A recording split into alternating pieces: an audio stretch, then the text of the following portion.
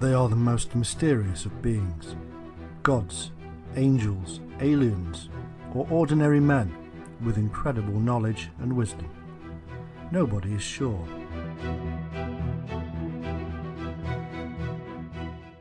The culture of Mesopotamia is rich and complex. Historians have been slowly unravelling their secrets.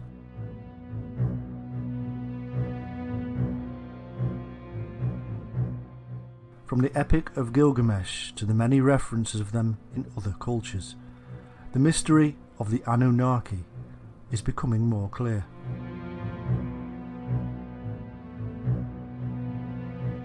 To Western eyes, their ways are strange.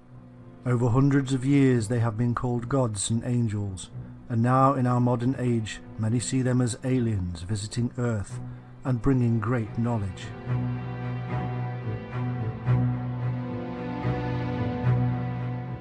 The truth of their real origin and purpose is much more bizarre and amazing than anything previously believed.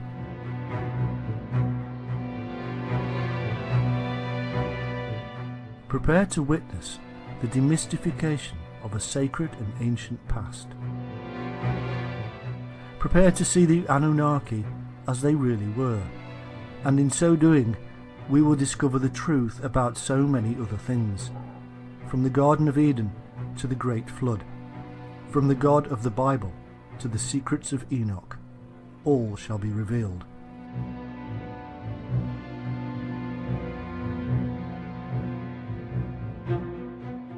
In truth, the Anunnaki are a group of ancient Mesopotamian deities.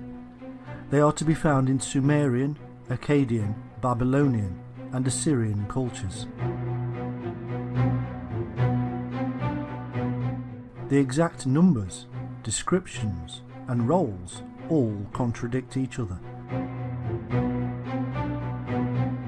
According to the earliest Sumerian texts, the Anunnaki were the most powerful of gods in the rich pantheon and were descended from An, the greatest of the gods.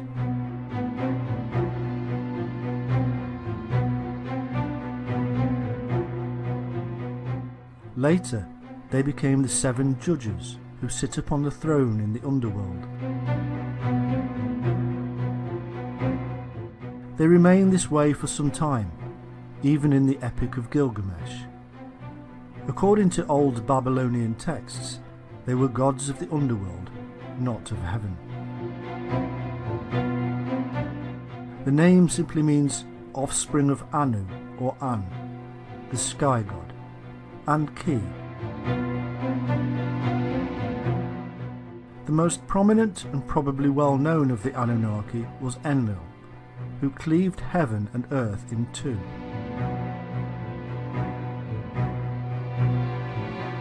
Anu decided to take the heavens and left the earth to Enlil and Ki. Ki is most likely the Sumerian version of the mother goddess, seen in cultures across the globe.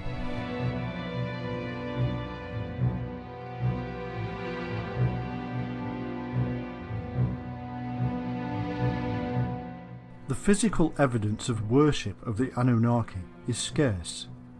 Most of what we know comes to us from texts. It appears that each of the Anunnaki were worshipped separately in individual cults, and because of this, no evidence of them as a group has been found. No image of them all together. As such, the practices of worship of the Anunnaki is thin on the ground.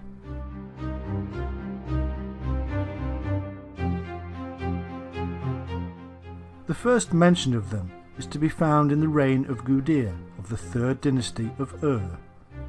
It is a term used to denote the most important deities of the Sumerian pantheon, the descendants of An.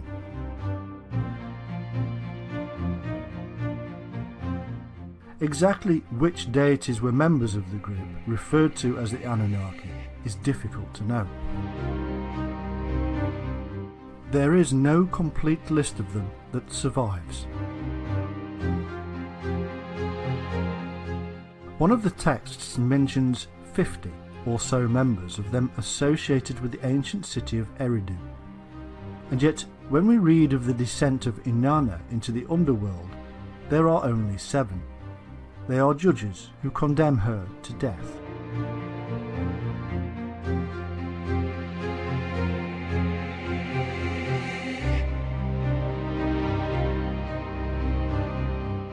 There is a group of deities known as the Igigi, and they are sometimes confused with the Anunnaki.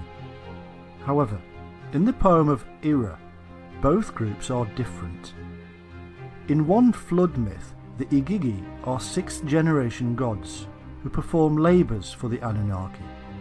However, after 40 days they revolt against their masters, and so Enki, one of the Anunnaki, replaces them with humans.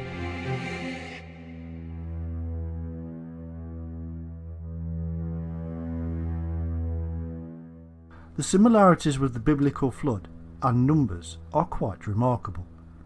It is obvious that Mesopotamian myths heavily influenced or were the origin of much of the biblical Old Testament.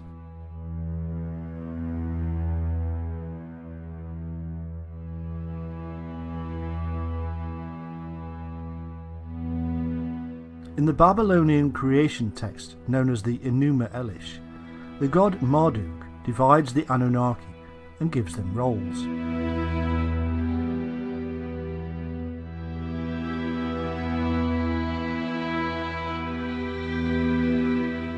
"300 in heaven and 300 on earth." As a thank you, the Anunnaki built Esagila as an abode for Marduk, Enlil and Ea. When they had finished, they built themselves shrines.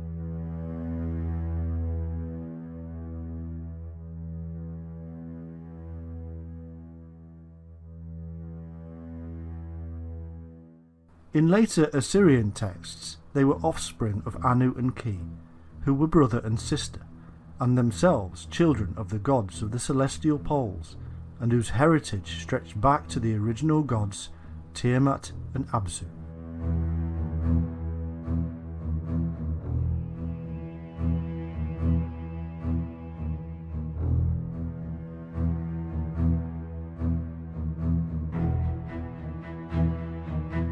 Here we begin to see clues to the use of these deities as names for the bodies in the sky, the stars that shine above.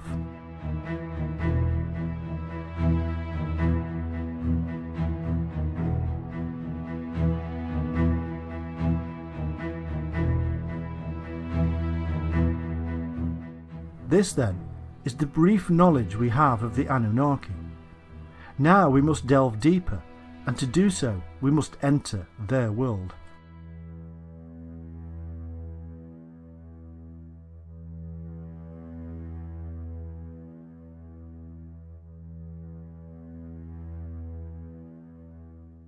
Appearing out of nowhere, and at least as early as the 5th millennium BC, the earliest known civilization, the Sumerians of Sumer in Mesopotamia, was initially a non-Semitic culture. By 3000 BC, and as a result of its sophisticated irrigated agriculture, Sumer flourished as a nation and developed a considerable power base through the development of its numerous city-states like Ur, Erech, Eridu, Lagash and Kish.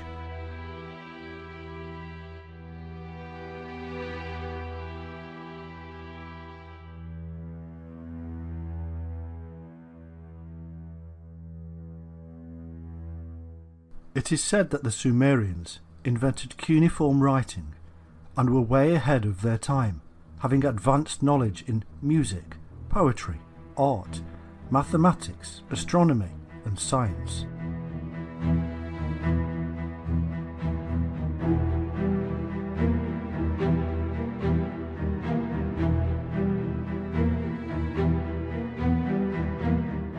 For the ancient Sumerians, music was a tool that helped them describe the cosmos.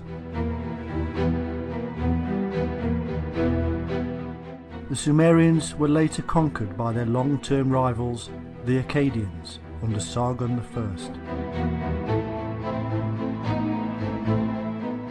The Akkadians were a Semitic people, whose city Akkad was their capital.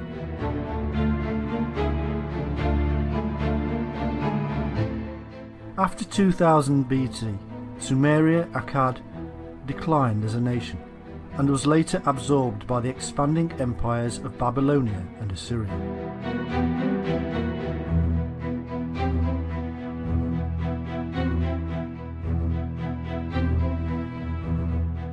In Sumerian creation myth, the angels, known as the Anunnaki, or great sons of Anu, were the founders of their culture.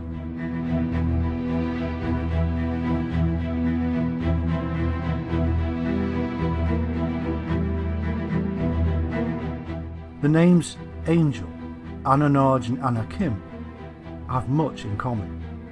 They are indicative of the ancient ancestors who brought the secrets to the rest of the world.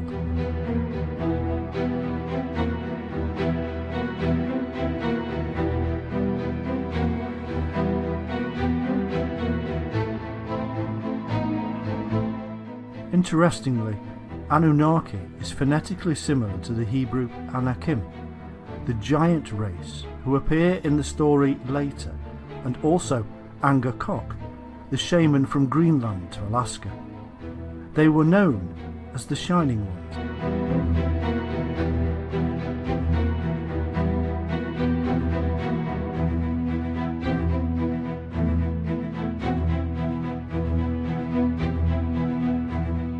The earliest accounts of the Shining Ones can be found in four principal sources. Firstly, in the Sumerian tablets from the Library of Nippur, where they are named the Anunnaki. Secondly, in the Book of Enoch, where they are referred to as angels, watchers, and Nephilim. Thirdly, in the Book of Jubilees. And fourthly, in the biblical book of Genesis, where they are given the name Elohim.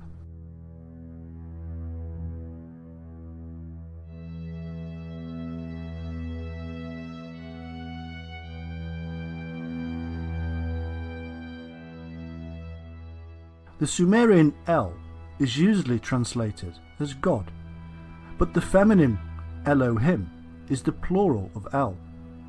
In Genesis, the phrase Elohim is also used, meaning the Elohim.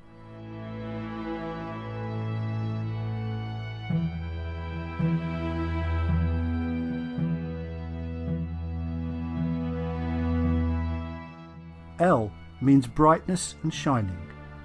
Indeed, the Semitic word El is found in many ancient languages. For instance, the Anglo-Saxon elf means shining being, and so El needs to be translated not as God, but as the Shining One, and Elohim, being plural, should read the Shining Ones.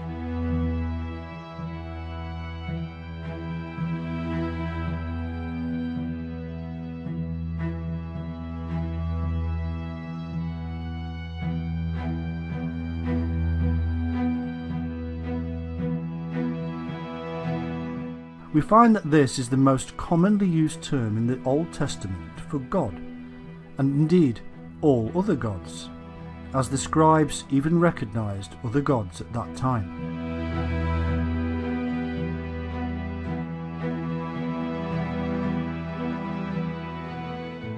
The name Sumer comes from Shumer and means literally the land of the watchers.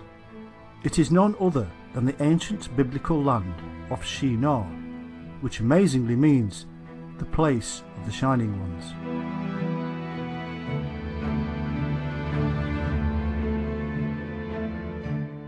The Shining Ones are in the Bible and have been there ever since they wrote themselves in.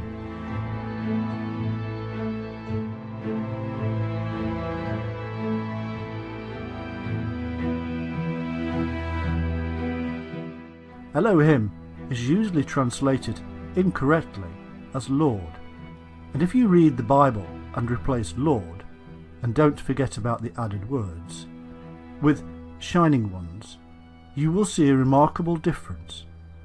A reading now of how it was meant to be. We now have the shining light of knowledge, spoken of in 2 Corinthians 4:6. The Lord God of the Bible is the light who gives birth to the divine spark of Christ. A pure reading of the global understanding that God was the basis for illumination, the fire, the sun, the light, and heads of those that shine from that brilliance, the source of intelligence itself.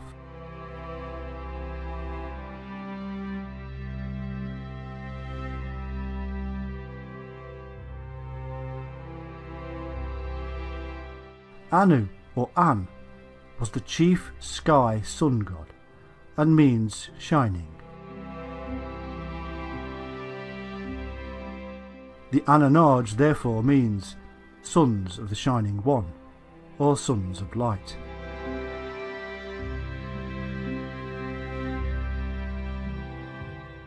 In Ireland, the term for shining was Ain. There may be a connection here with the Tuatha De Danann, the Shining Ones of Ireland, and the serpent cult that St. Patrick had removed from the Emerald Isle.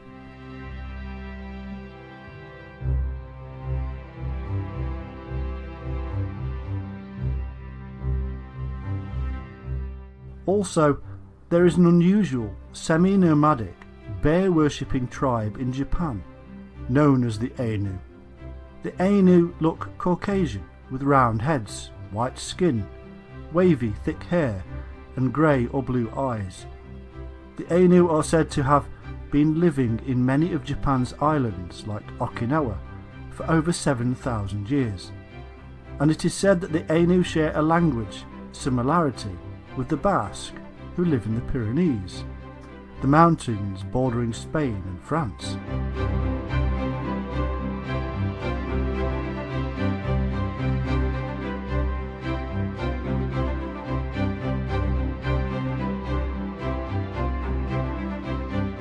Also interesting is the fact that in these Ainu regions a number of stone circles have been found with a slender, upright stone in the centre, similar to those found in the British Isles and elsewhere.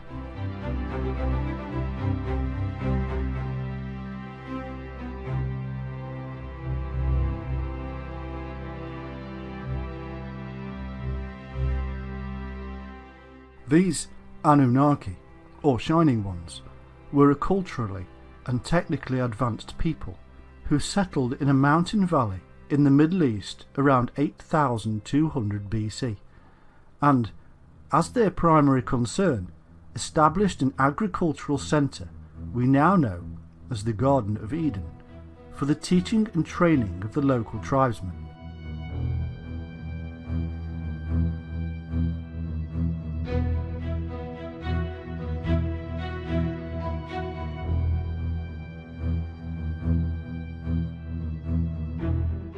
They were described as the shining-countenanced lords of cultivation, elevated to gods.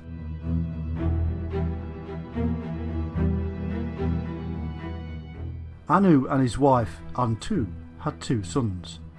Enlil, the storm god, ruled the air and atmosphere, and Enki, the water.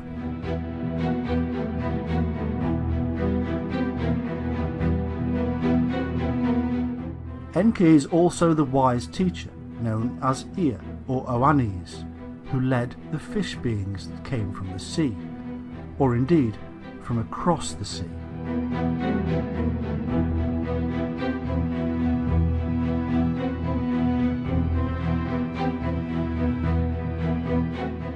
Enki was depicted as a goat with a fish's tail, which became the sign of Capricorn.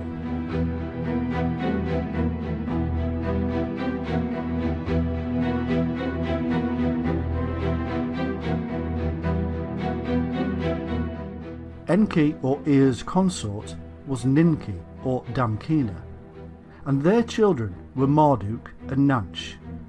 Enlil, also known as Bel or Baal, and whose patron city was Nippur, later ruled in Anu's name. Ninlil or Ninkar Shag ruled the earth. The early Sumerians described themselves as constantly nourished by the milk of Ninkarshag, the great mother moon goddess. The Syrians knew her as Atargatis, the mermaid.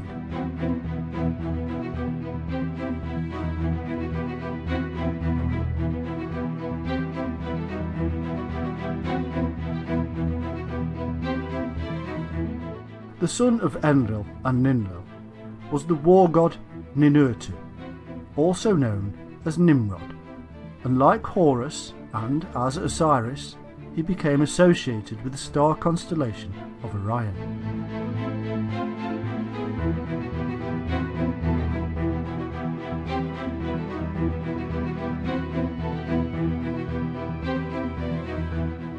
We also have Nana, who was the moon goddess, and Utu, a sun god, also known as Ogmash and Shamash. It was Shamash who later given the 29 laws to King Hammurabi.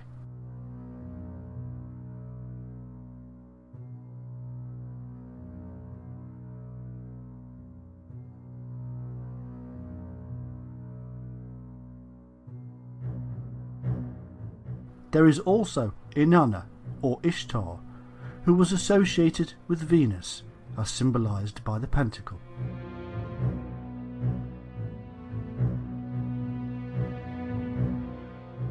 The texts that we have on the Sumerian deities vary.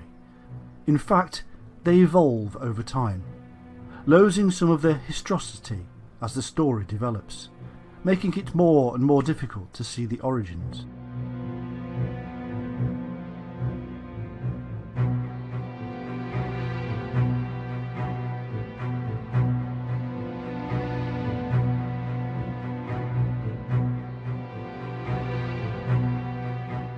Trying to bring clarity to the tales of Sumerian and Mesopotamian deities is like trying to learn Mandarin backwards.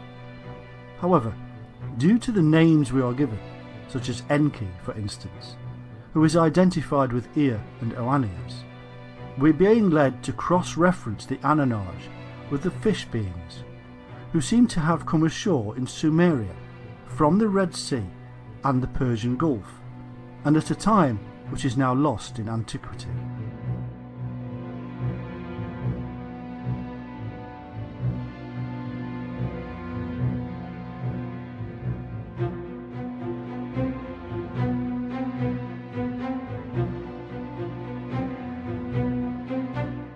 Indeed, we find that both are the same people, and that the fish beings are also the Anunnaki shining ones, the gods of Sumeria, and the Elohim of the Bible.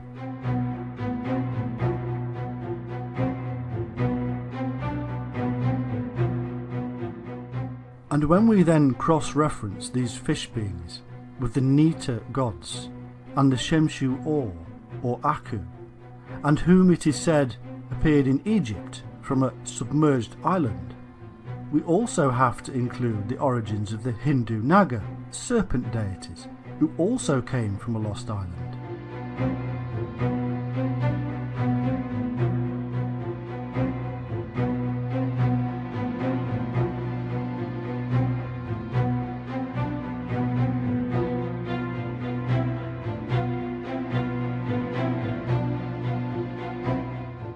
It can easily be concluded that the shining ones of Sumeria, Egypt and India were really incoming people from a lost or destroyed land.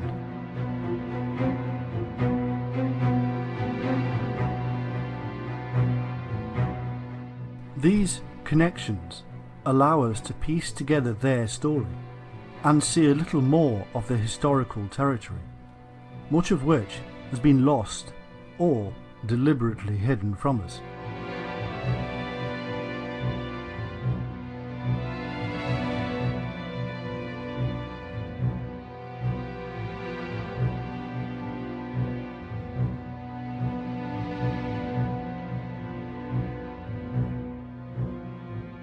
We can see then that these shining ones, who later became worshipped as the Sumerian pantheon of gods and goddesses, seem to have been a dynastic ruling family or clan, Anu, the chief authority, became the universal Father God, as a pictograph from his founded city of Uruk, dated to 3000 BC, depicts.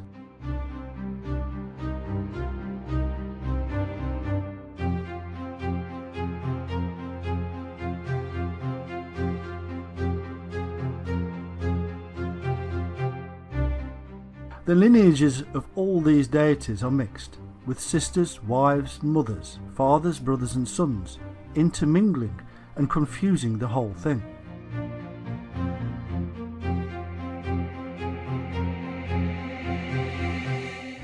Considering the many thousands of years between the composition of these texts and the actual existence of these peculiar peoples or beliefs, this is no surprise. What is clear is that certain deities do continually stand out from the crowd, namely Anu, Enlil, Enki, Ninkershag, Inanna and Utu Shamash.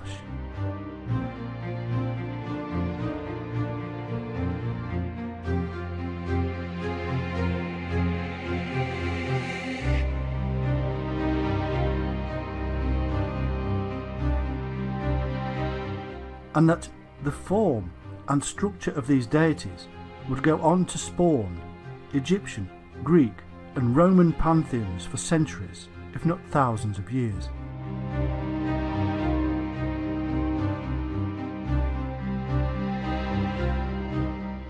No wonder then that the Watchers, the military arm of these Shining Ones, should in later myths be doing battle with the gods of Greece, Egypt and Rome, not to mention the rest of the world.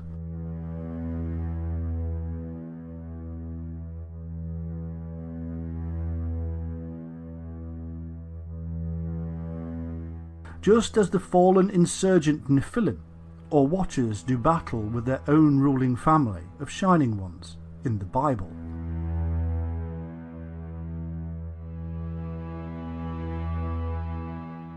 One interesting detail we should perhaps mention is that, like Osiris of ancient Egypt, Enlil was depicted as a bull, and like Set, his brother, Enki of the Abzu or Abyss was depicted as a serpent.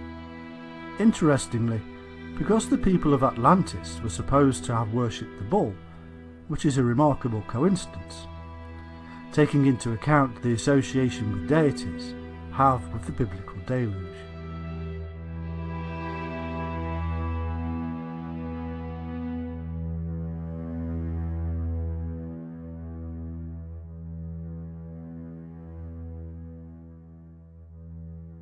It is said that Enlil, who took over as the leader of the Shining Ones, lived for thousands of years.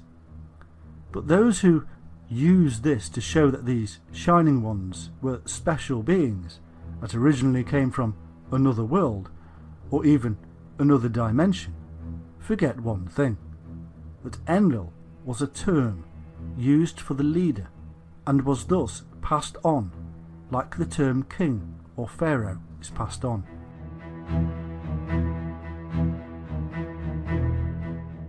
It was also the title of the sun, which of course would seem to be eternal.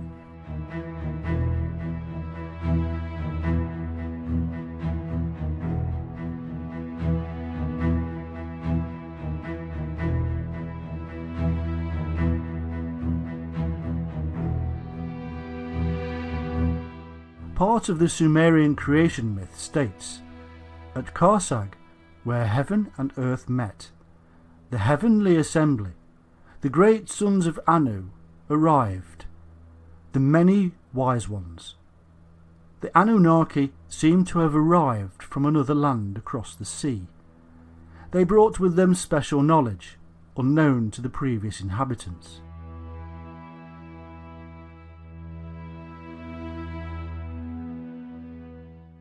It is said, mankind learned from the Shining Ones. They set things in order.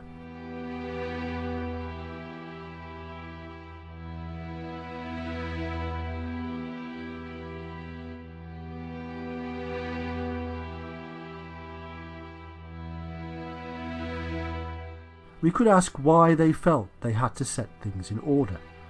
Perhaps this order has something to do with the chaotic aftermath of a global calamity that had destroyed their homeland, according to the accounts.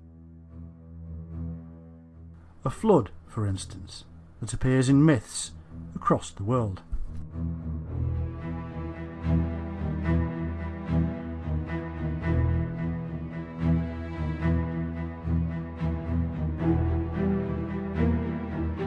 In the famous Sumerian kings list, we are told that the Anunnaki ruled in Sumeria, both before and after the deluge, and that it was after the deluge that they then set kings on the throne to govern the land and rule in their stead. However, if we are to believe the accounts given of the fish beings, we are also told that these shining ones had first come ashore from their submerged land after a similar catastrophe, an earlier one than the deluge related in the Bible and other sources.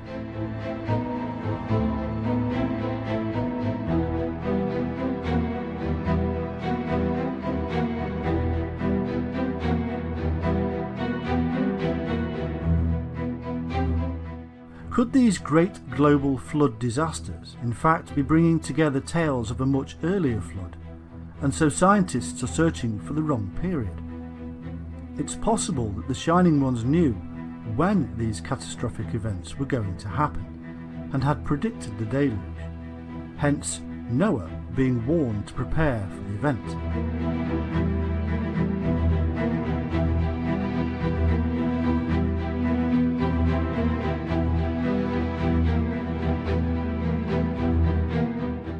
This theory is supported by the information encoded in various sources, which lead us to the symbol of the Ouroboros snake and its deeper meaning. It is as if, again, these people had profound knowledge of cycles, and in particular the 25,800-year precessional cycle, which was believed to have begun with the tilting of the Earth from its upright position.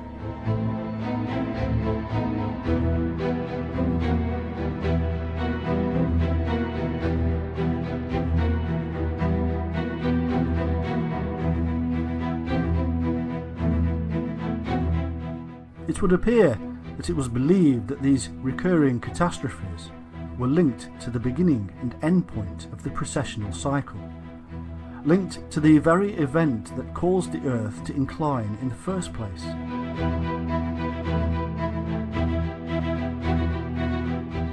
This does not necessarily prove that the Earth's axis was once upright. However, it does mean that it was believed the axis was vertical, and thus revealing an amazing knowledge of the heavens and Earth's place in it.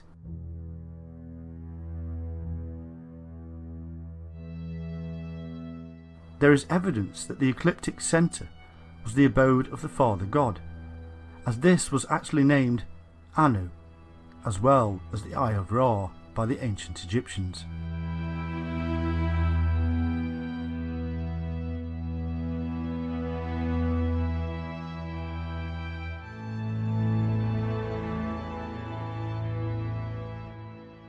Also, the ancient astronomers of these Shining Ones must have believed that the precessional cycle was linked with the Earth's own life cycle, or reincarnation cycle, and so the Earth, being upright, would bring a more harmonious and balanced existence. No more global catastrophes, and no birth, death, rebirth cycle. In other words, the Earth, like the spiritual man who seeks to come off and out of the reincarnational cycle, and all cycles for that matter, would have been seen to be in the perfect position and the perfect spiritual condition.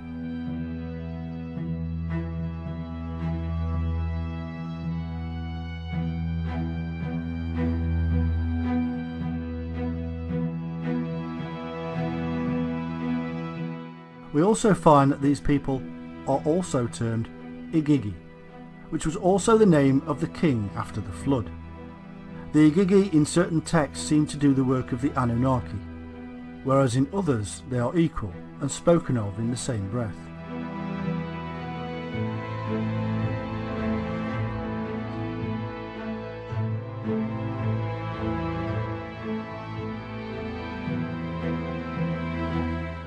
In the Epic of Anzu, the Igigi are superior in the sense that the Anunnaki are of the Abzu, or the deep.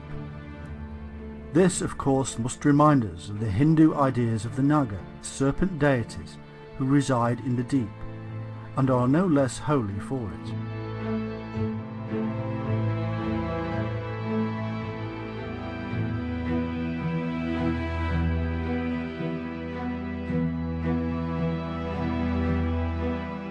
In the Sumerian account, Ninlil, or Ninkarsag, Lady of Karsag, the wife of the leader Enlil, asked the Council of Seven to create her in Eden.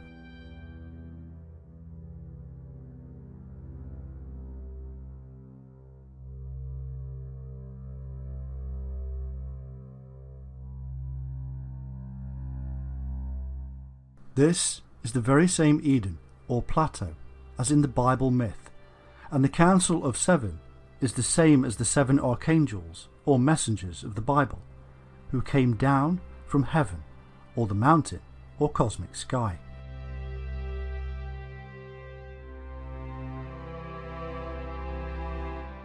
Sumerians referred to Eden as the abode of the righteous ones.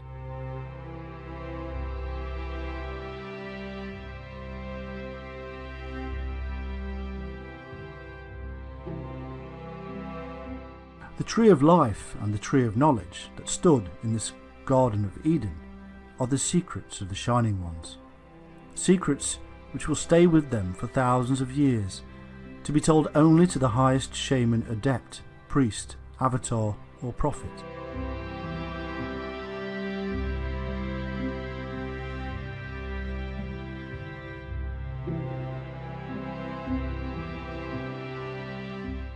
In their dreamlike trances, the shamans saw and experienced the tree which took them to heaven, and which later became the tree of life in the Hebrew Kabbalah system. And, as if reflecting the 7 chakra levels of the human spinal column, and the processes involved with one's own access to the knowledge within, the Sumerians built their towers or ziggurats with 7 levels, as attempts to build closer to heaven, to be like the mountains, and link them with the earth, as in the dream of Jacob's ladder.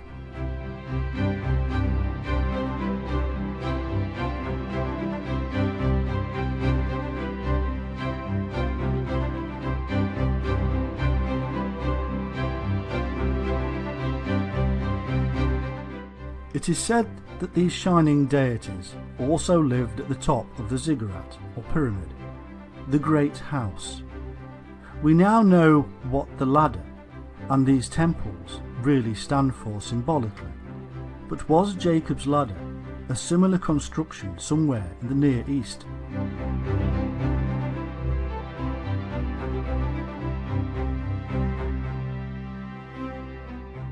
Jacob was in fact the father of the 12 tribes, and as such, the father of the zodiac.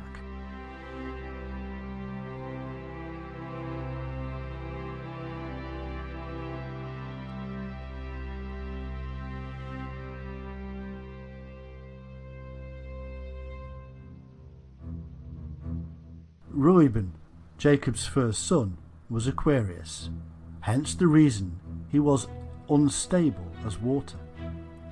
Simeon and Levi were the brothers, and hence Gemini. Judah is the lion, and Zebulun is Libra, the ship. Gad is Pisces, in that it is a reversal of the fish serpent god Dag, associated with Dagon, Oannes, Ea and Henki.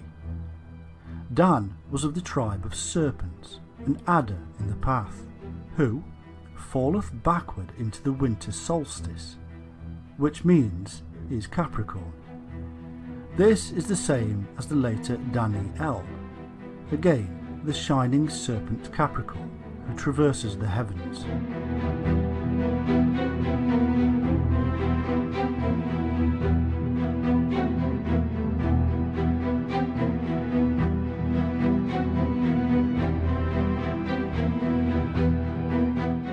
We can now see that most of these myths and stories are mere transliterations of astro-theological ideologies associated with the zodiac, and also the precessional cycle, which can be used as means to find relevant periods in history.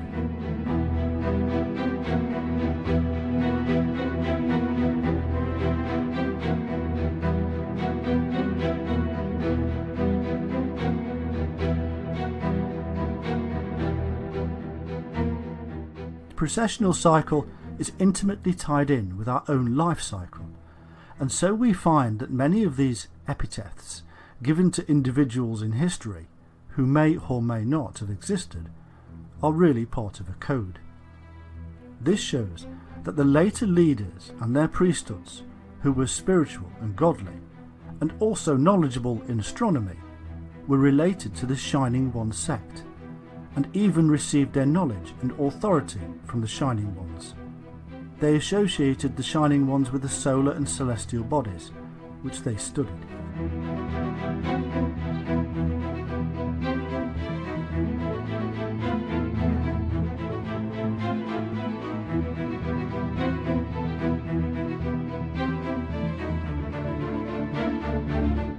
The 7 Shining Ones, or 7 sages of different cultures, later became the gods, in men, incarnated as man, only then to be reunited with the Father God after death.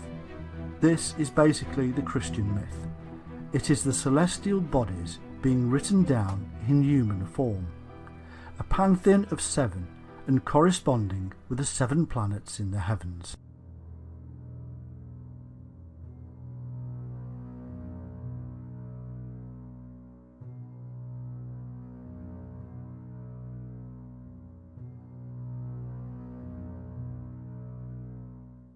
The phrase, "where heaven and earth met," is symbolic of the sacred mountains, and this gives us the clue that this could be somewhere with impressive heaven-like mountains, such as Tibet, perhaps even the ziggurats of Mesopotamia, or even the pyramids of Giza.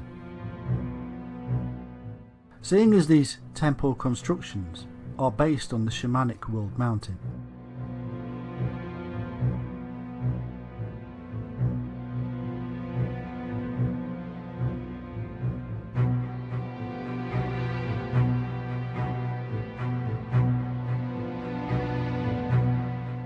we can see then that many of the details included in the stories related to the activities of these Shining Ones are really based on these astro-theological movements, which they understood to a great degree, and have been encoded in these myths and stories as a means to preserve this knowledge and also convey this process to those who could understand it.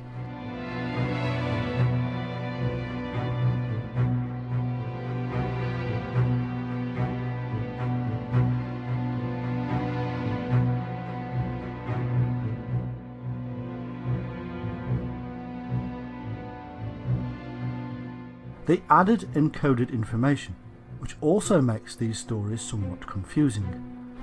The story of the Anunnaki is therefore not one just in the remit of Mesopotamia. It is in fact a universal system, observed in the sky, and this is why similarities can be found across the world in ancient cultures.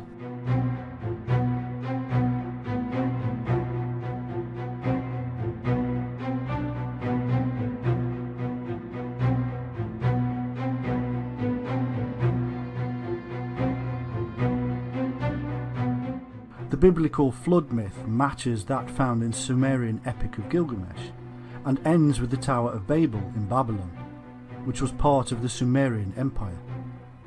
This shows that the secret knowledge associated with the Shining Ones ended up, and at that time, in Babylon, and then moved on from there.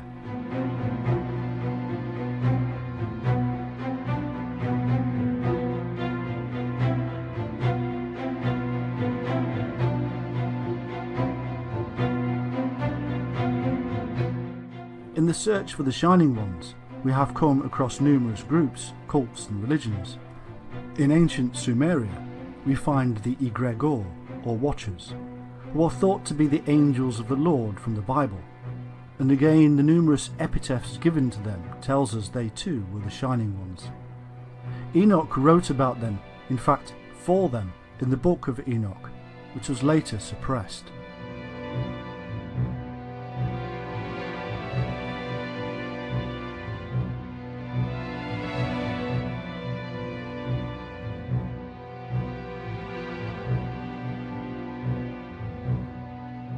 In the Bible and the book of Enoch, these shining ones are called angels, archangels, or cherubim.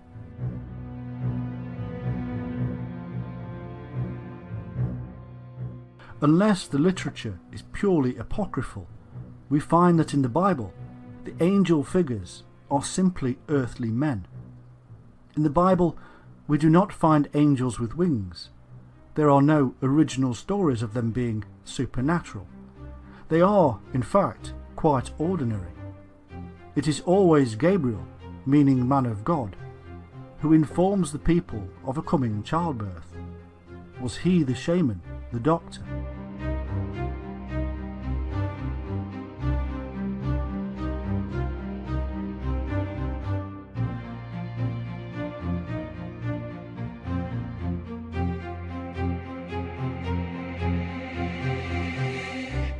Michael is the warrior and protector, accompanied by angels wielding swords. Each and every one of them has their own specific duty, an earthly duty. People with titles, angelic titles, as messengers and ambassadors of God, just like the early shaman.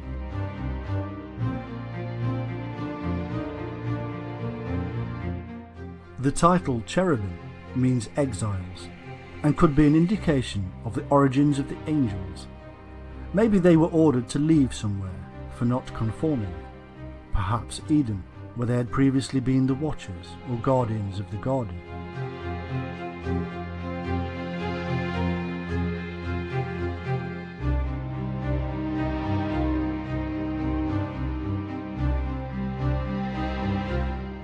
In Genesis 4:16, the land of Nod is symbolic also of the people of Israel, as Nod means wandering. It is not much of an extrapolation to assume that the priesthood were also wanderers.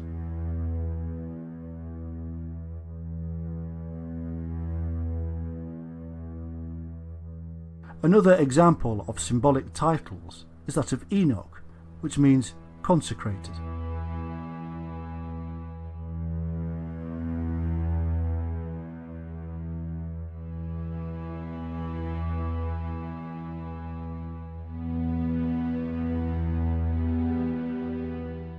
When Cain and his wife bore Enoch and built a city called Enoch, we have the people of Cain being consecrated before God.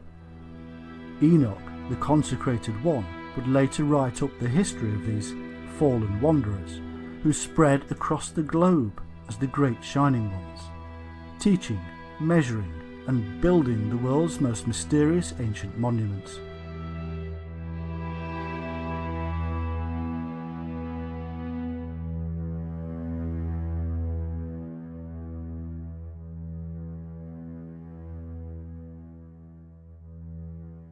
Of course, we must not forget the seraphim of Numbers 21:6 and elsewhere.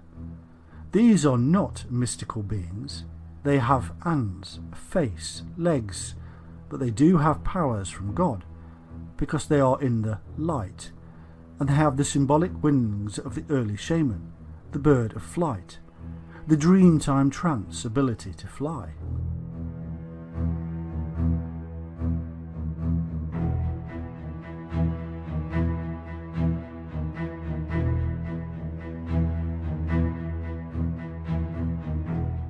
Their name means shining ones or fiery serpents.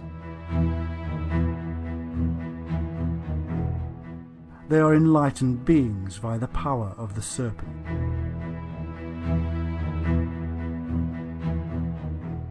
Mystical Jewish literature tells us that the angels can fly, tell the future, shapeshift, speak Hebrew, and are emanations of the divine shining light.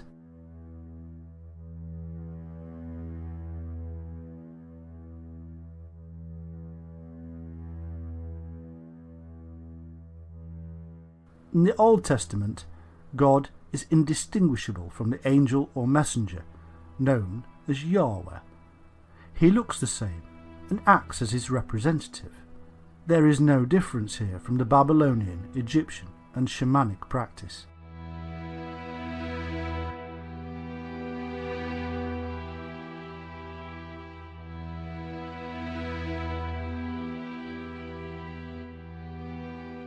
In the New Testament, the angels actually take part in the judgment at the end times. Alternatively, they may be those who had experienced enlightenment and then fell from grace.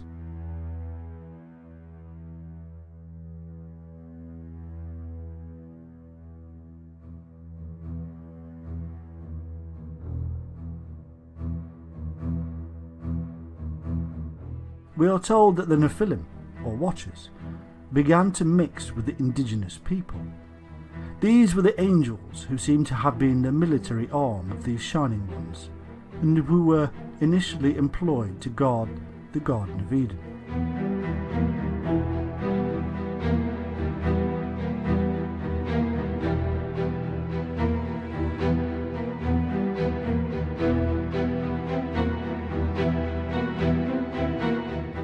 And it came to pass, when the children of men had multiplied, that in those days were born unto them beautiful and comely daughters. And the angels, the children of heaven, saw and lusted after them, and said to one another, Come, let us choose us wives from among the children of men, and beget us children. And Semjaza, who was their leader, said unto them, I fear ye will not indeed agree to do this deed, and I alone shall have to pay the penalty of a great sin. And they all answered him and said, Let us all swear an oath, and all bind ourselves by mutual imprecations, not to abandon this plan, but to do this thing. Then swear they all together, and bound themselves by mutual imprecations upon it.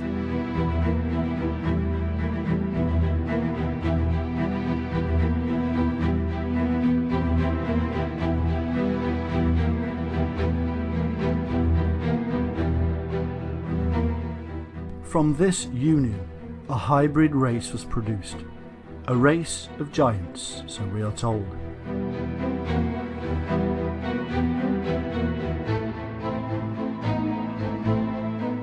And all the others together with them took unto them wives, and each chose for himself one. And they began to go into them, and to defile themselves with them. And they taught them charms and enchantments, and the cutting of roots, and made them acquainted with plants. And they became pregnant, and they bare great giants, whose height was 3,000 ells, who consumed all the acquisitions of men. And when men could no longer sustain them, the giants turned against them, and devoured mankind. And they began to sin against birds and beasts and reptiles and fish, and to devour one another's flesh, and drink the blood. And then the earth laid accusations against the lawless ones.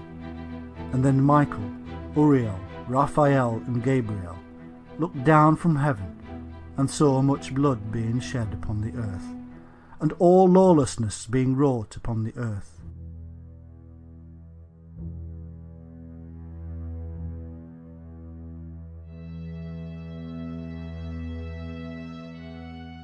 These insurgents also passed on knowledge, and taught them combat and how to make weapons.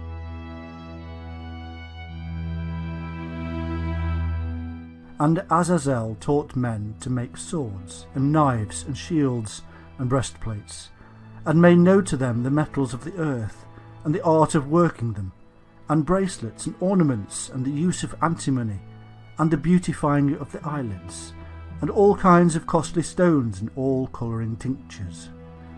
And there arose much godlessness, and they committed fornication, and they were led astray, and became corrupt in all their ways. Semjaza taught enchantments and root cuttings, Armoros the resolving of enchantments, Barachgal taught astrology, Kokabel the constellations, Ezequiel the knowledge of the clouds, Araquiel the signs of the earth, Shamsiel the signs of the sun, and Sariel the course of the moon. And as men perished, they cried, and their cry went up to heaven.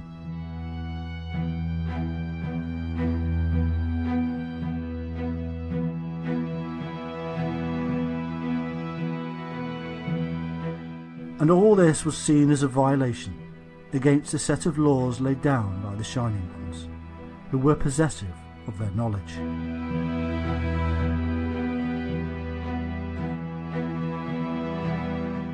Thou seest that Azazel hath done, who hath taught all unrighteousness on earth, and revealed the eternal secrets which were preserved in heaven, which men were striving to learn. And Semjaza, to whom thou hast given authority to bear rule over his associates. And they have gone to the daughters of men upon the earth, and have slept with the women, and have defiled themselves, and revealed to them all kinds of sins. And the women have borne giants, and the whole earth has thereby been filled with blood and unrighteousness.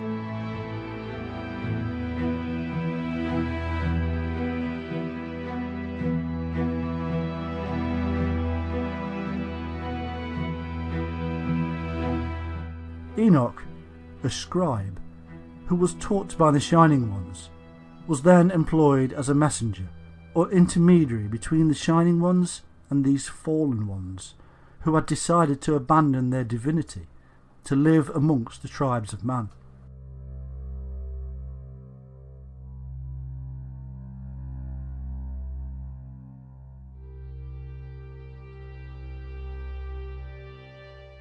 Enoch was then sent to tell the insurgents that a severe sentence had been passed on them, and that they were soon to be punished. In brief, the punishment sent is the flood.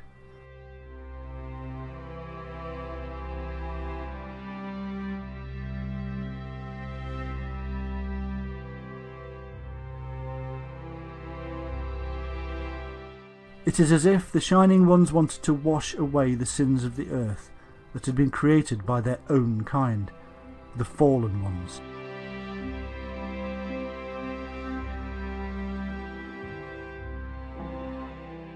In the Bible, we are told that God, or rather the gods known as Elohim, spoke to Noah, telling him that the seasons of summer and winter would be more extreme from the time of the flood onward.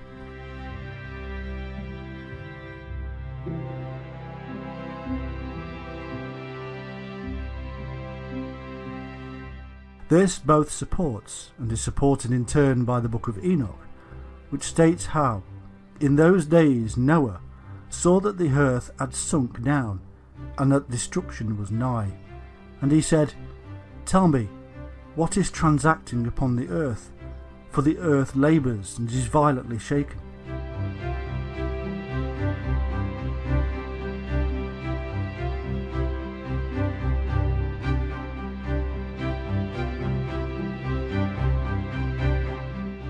In the King James Version of the Bible we find this: Behold, the Lord maketh the earth empty, and maketh it waste, and turneth it upside down, and scattereth abroad the inhabitants thereof. The earth shall reel to and fro like a drunkard.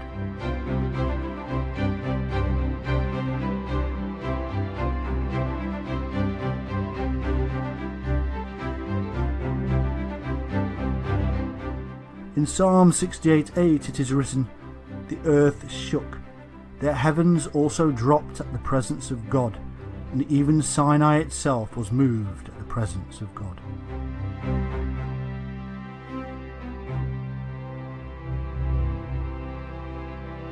The heavens dropping would mean that to the observers in the Sinai region, the earth beneath their feet was tipping relatively upward and northward. In his written book, Timaeus and Critias, Plato describes an awful catastrophe in which the earth moved forwards and backwards, and again to right and left, and upwards and downwards, wandering every way in all 6 directions. But as many scholars and researchers have now acknowledged, the God of the Bible and his angels are said to be the Sumerian Anu and his sons and entourage, the Anunnaki or Shining Ones. who are reported to have landed in Mesopotamia and there created the Garden of Eden. And so we must now draw a conclusion.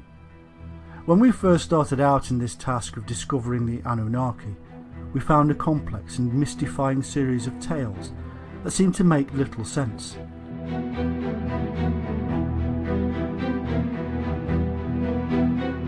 Slowly, we have pulled apart the names, places and myths to reveal something very simple.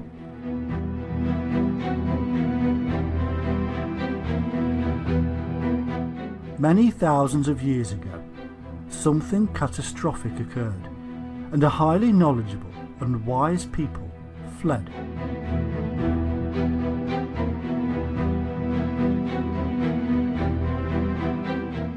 They eventually landed somewhere in Mesopotamia, where they came across a less developed people. Civilization emerged as the new people taught their new people how to build, mathematics, astronomy, agriculture, and much more.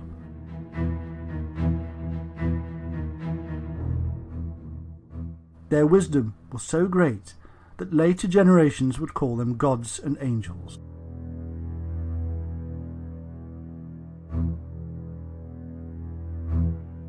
They had descended from the shining heavenly host, but divisions set in as the two cultures bred and made the bloodline less pure.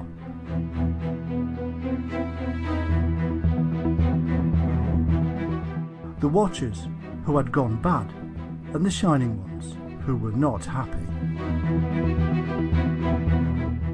In a simple tale that has become very complex over vast periods of time, in our age it is being confused yet further by the addition of extraterrestrial origins for the Anunnaki. There is, however, no need for such imaginings. There is simply a need to understand the time, culture, belief systems and mind of our very human ancestors.